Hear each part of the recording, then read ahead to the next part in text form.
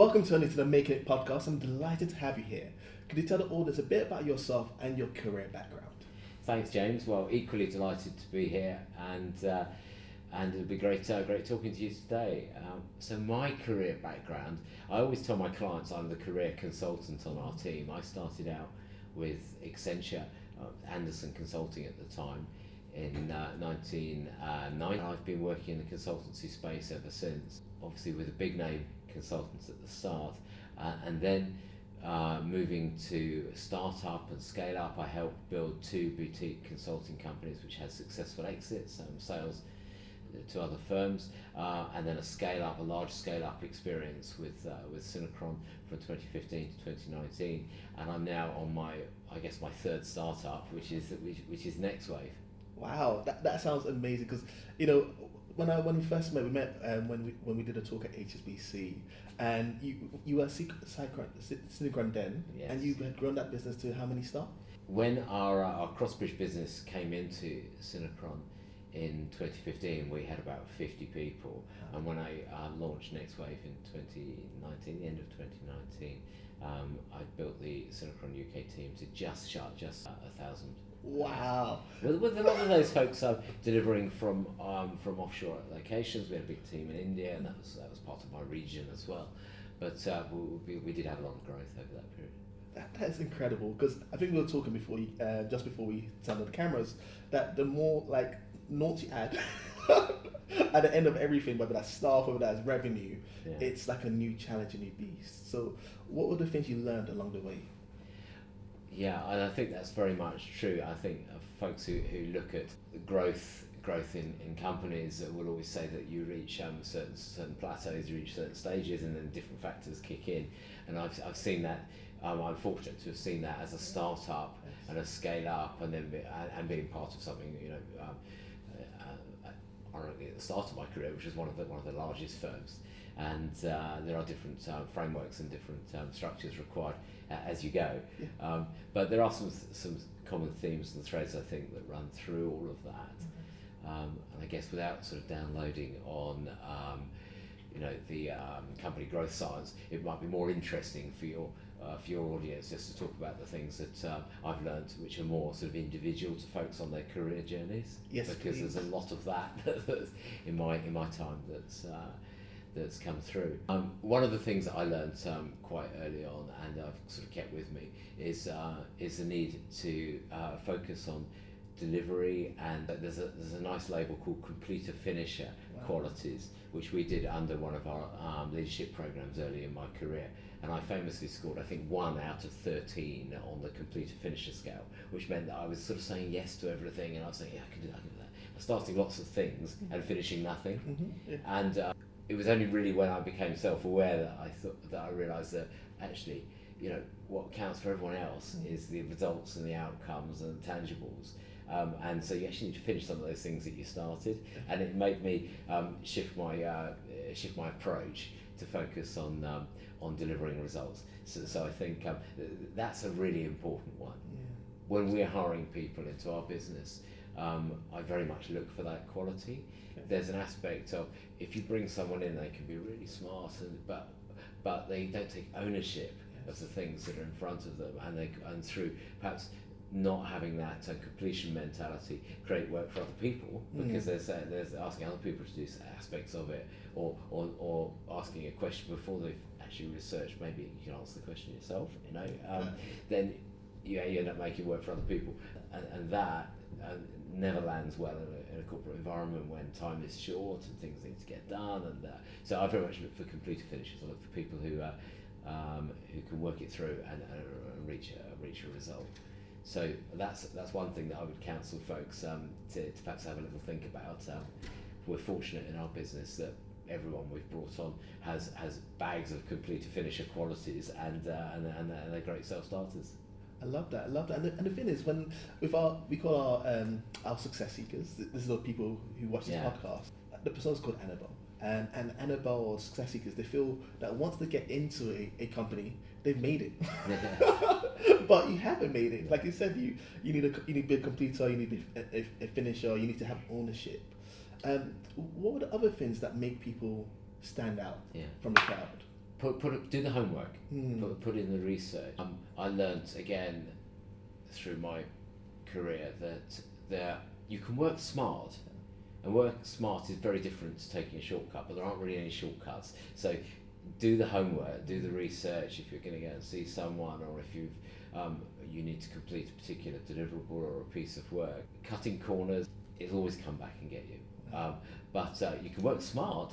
You can leverage, and I think you talk to your mentees the same way. You can leverage other people's expertise and know when to bring in someone else, and look for, every time I look for a supporting service or a solution for our business, and there've been lots along the way, hiring platforms, or what do we use to automate our operations, or how do we produce great marketing content. I've learned that there's always a solution out there, and and in today's market, if that solution isn't in some way digital and really easy to use, then you're not looking in the right place. There's quite a bit of this in the finance sector, where there are still firms that will require you to fill out 20-page paper forms if you want to take on their credit service or whatever it may be, and we just don't go there anymore. So I've managed to modernise myself to the extent that I've realised that there is actually now a low friction approach to almost everything. Yes. And you just need to look hard enough. So I think that's perhaps expanding the question a little bit, but the point about the research and the homework is that you really can't shortcut doing a good job, but you can work smarter, and you can find some accelerators out there to get things done more quickly. Agreed. And as you're talking, it reminds me of the conversation I had with our new Chief Operating Officer, because we want to be a data and technology enabled organisation. So we're going for a process of automation, and I have a vision of how I want things to run. I have a process map for everything. And the other day they were like, James, it can't be done. I was like, what do you mean it cannot be done? and literally over the weekend I watched a few videos, and I was like, look, we use this, I'm not going to name the name, but we've transferred over to a tool that allows us to integrate everything. And I was like, you spend a lot of time just focused on the actual tool we want to use, the actual piece of that jigsaw, but actually have a automation platform called Flow. Once you utilize Flow, it can be done. So, like I said, we live in a generation where we have more knowledge in the palm of our hands than the president did in 1980. And there's no excuse why you can't find a frictionless solution to any challenges that you have. That's true, but the trick is how you apply it. So there's a plethora of tools out there, many of which it's perfectly easy to completely fail to implement. I think the trick, and where we start with our clients, is we start with the business outcome in mind, and what business problem do we need to solve for, and then we use the best tooling for the job. And the only way you're going to deploy that tooling to, in your case, connect your business flows end to end, is to work through those workflows and draw them out and really understand them and go the whole way. So it comes back to my completer finisher point. If you go, well, I've sort of got it 80% of the way, and that exception process is a bit too complicated, so we'll leave that. Then that exception process will be there forever, and you'll never perfectly have solved for what you want, and you're not going to get the efficiency gains. So there is a bit of an 80-20 rule. Some things you maybe don't need to or want to automate because they don't happen very often, or they have a low impact on your business. But I think the core point is that really think about the business, the business process that you're solving for, and work it all the way through. Because the great thing about systemized processes is they're binary, right? So it's that workflow has been coded, and as long as you get that configuration right, you're going to get the outcome. But if you don't put in the hard work to get the configuration right, then it won't work. And that happens a lot, and people then say, "Oh, the tool doesn't work." But actually, it's so true. It's so true. And the thing is, there's so many lessons that the people out there can learn from this, because. What you talk about is not just an approach for business, it's an approach for life itself, our lives. Because if we treat our lives as if we were running a business, which is having a very systematic, disciplined approach, then the outcomes will be realised. And there's one great saying I love, which is, we're all self-made, but only the successful will claim that. That's quite a nice point. And it touches on, there's probably lots of things I could talk about that I've picked up along the way, but it touches on something else that I would prioritise, which is having a mentor, having that external input.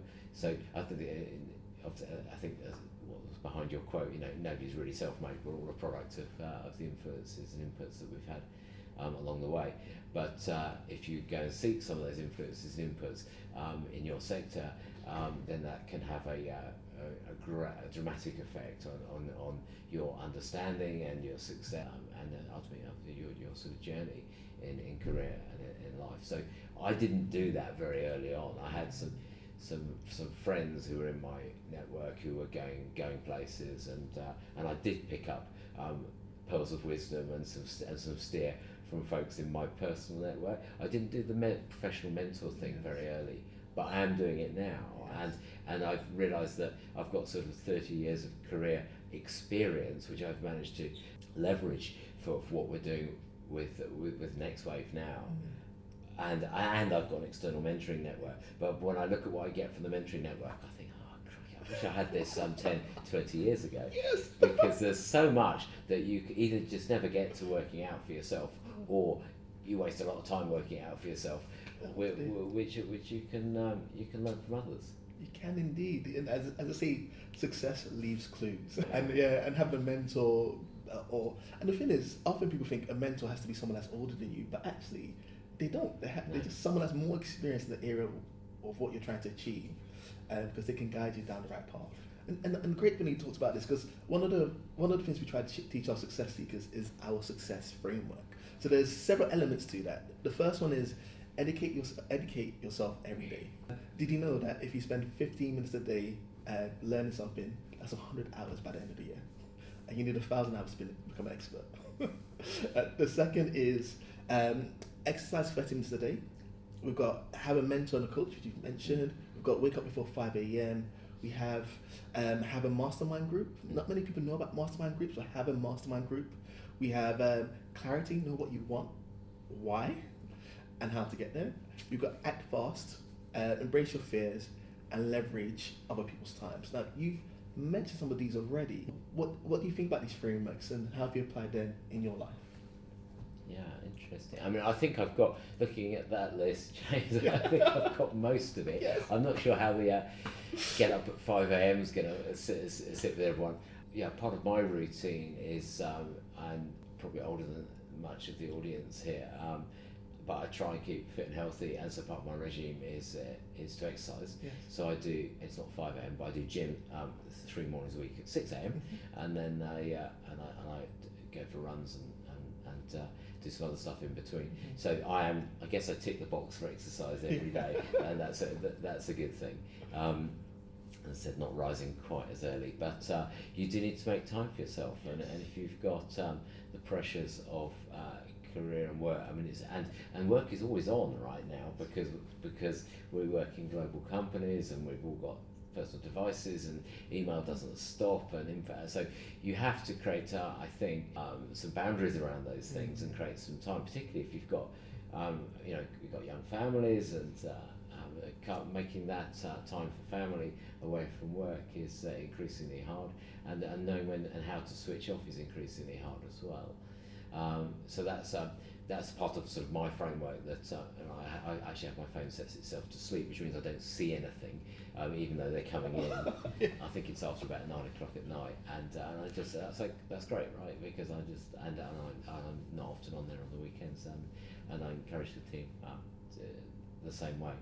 So that's something that's in sort of my bit of the framework. But we talked about some of the others. I think you're spot on. There are, embrace your fears.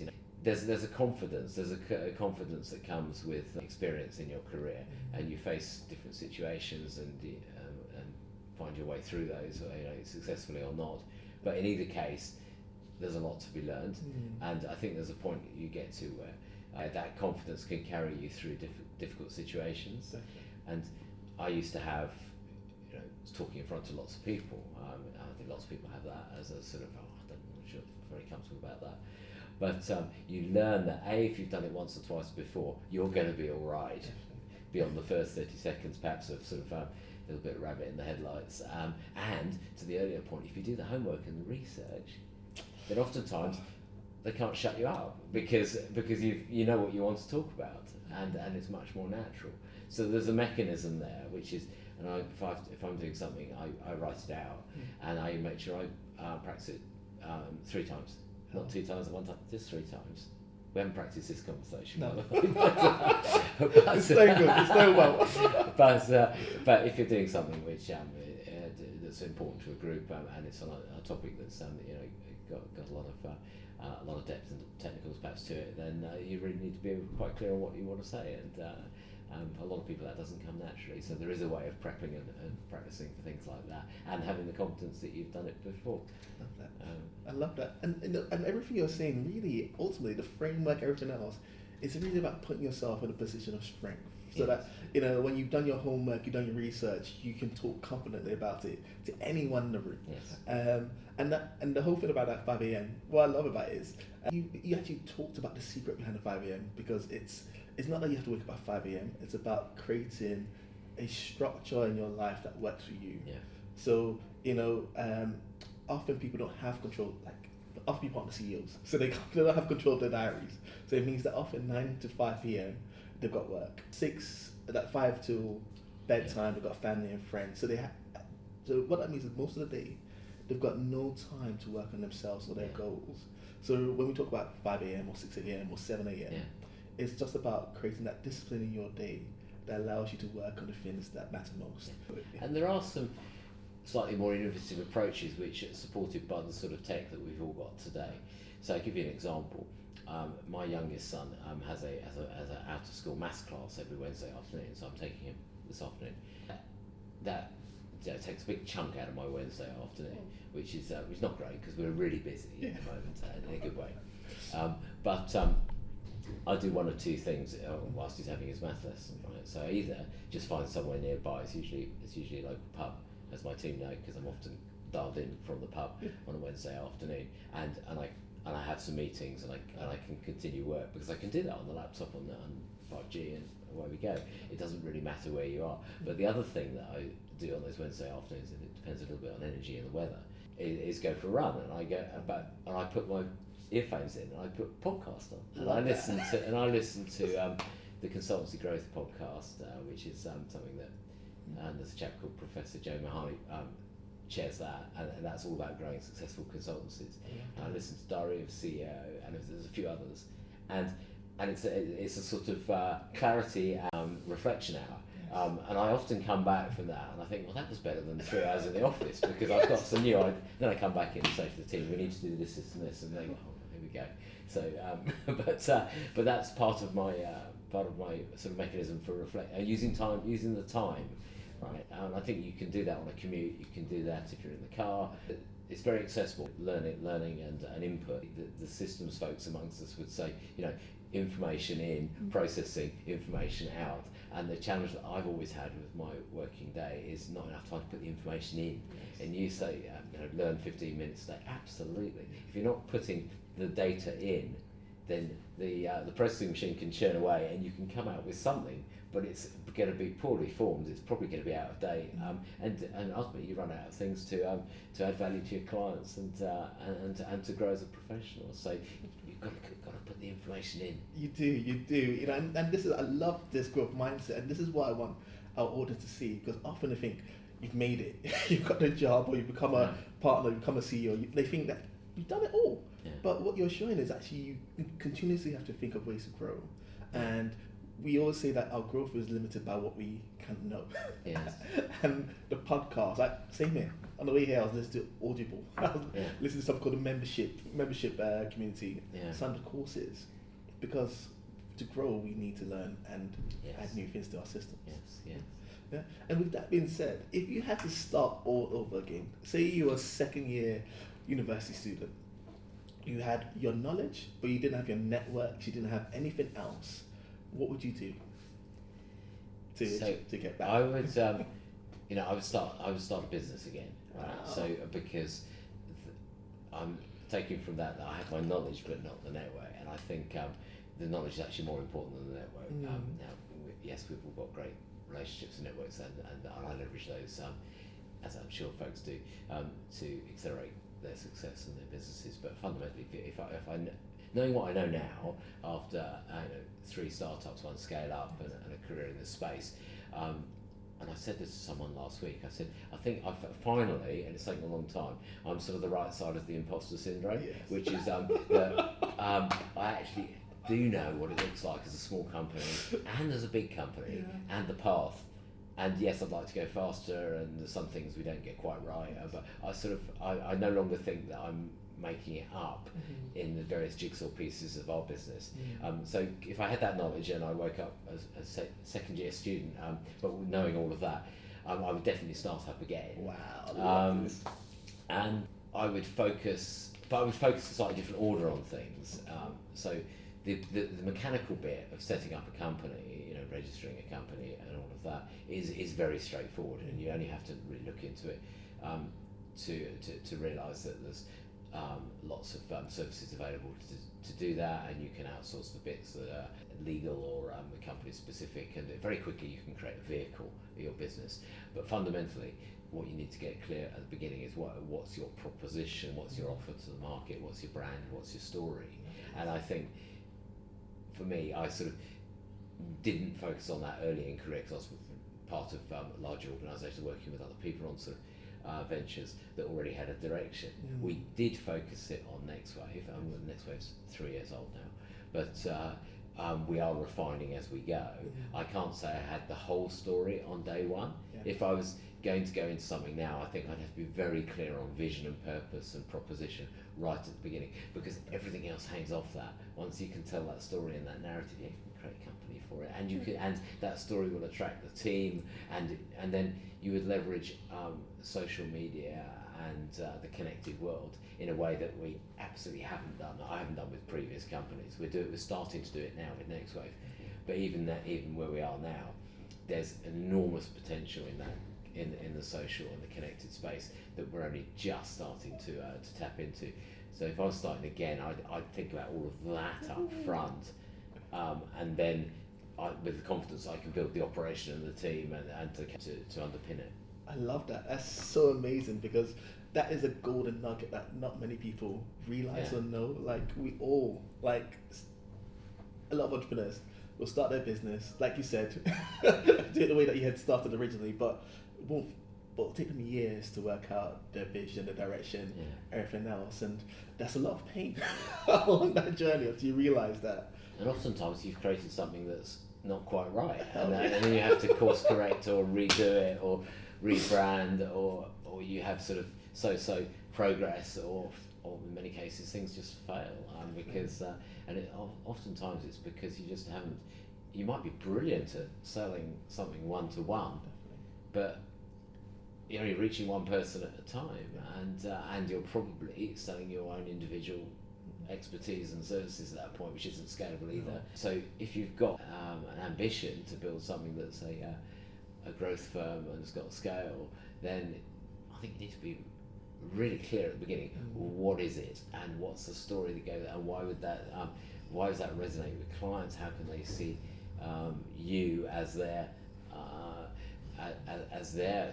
key to success, and there's a whole thing in story brand and how you turn things around to put the customer at the centre of the story, and we're coming to this a bit late, although it turns out that we've been doing some of it anyway, so it was sort of okay, but actually if I was doing it again, I'd start with that, because then, as I say, you just get such clarity of direction, so it becomes very easy to put everything else in place. I love this, guys. You are hearing this first. This is 30 years of experience here. He's sharing the knowledge for you to apply it to your